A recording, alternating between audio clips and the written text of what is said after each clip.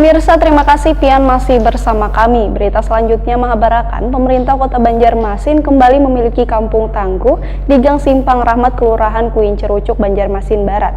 Peresmian kampung tangguh program Corporate Social Responsibility oleh penjabat Wali Kota Banjarmasin ini ditandai dengan pelepasan bibit iwak lele wan meninjau langsung tanaman hidroponik.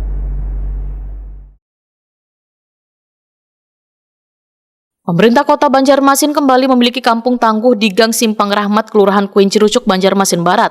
Peresmian kampung tangguh program Corporate Social Responsibility oleh penjabat Wali Kota Banjarmasin Ahmad Fidayen ditandai dengan pelepasan bibit iwak lele wan meninjau langsung tanaman hidroponik nangkaya tomat, lombok, wan buah anggur, besukan Kamis 27 Mei 2021. PJ Wali Kota Banjarmasin Ahmad Fidayen wetakoni Prima TV sangat mengapresiasi keuletan bubuhan warga RT 18 Gang Rahmat Kuincerucuk, Banjarmasin Barat ini dalam melakukan penanaman berbagai sayur-sayuran dengan menggunakan bahan hidroponik. Kegiatan ini, ujar Ahmad Fidayen, sangatlah baik untuk lebih dikembangkan lagi agar bisa menjadi sebuah kampung nang kaya akan berbagai tanaman sayuran sehingga akan menjadi daya tarik bagi warga untuk berkunjung ke tempat tersebut. Selain itu, bisa menjadi motivasi bagi warga lainnya untuk melakukan penanaman sayuran wan buah-buahan. Ahmad Fidayen berharap hasil budidaya tanaman wan iwak dari program CSR Kampung Tangguh ini kedepannya bisa meningkatkan perekonomian warga.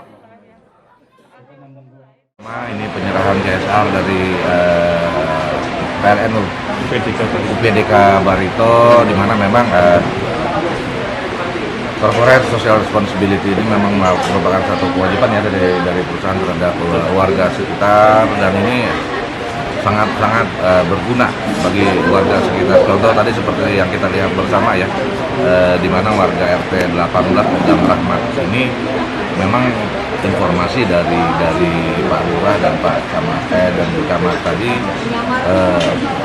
biar kita Banjar itu ketujuh bertanaman dan baharaguan, sehingga memang tepat sasarannya kupikir untuk menggunakan hidroponik, tanaman, kemudian tanaman sayur-sayuran seperti kita lihat tadi, lombok atau cabai, kemudian lele dan nila dan segala macamnya. Dan harapannya mudah-mudahan hal tersebut merupakan bagian dari penghasilan warga dalam rangka meningkatkan taraf hidup warga kita. Karena kita tahu sendiri harga cabai memang sudah mahal dan sayur-sayuran pun sudah mulai mahal. Dengan demikian warga kita bisa mandiri dalam mencukupi kehidupannya sehari-hari, termasuk lauk-lauk dan sayur-sayuran tadi.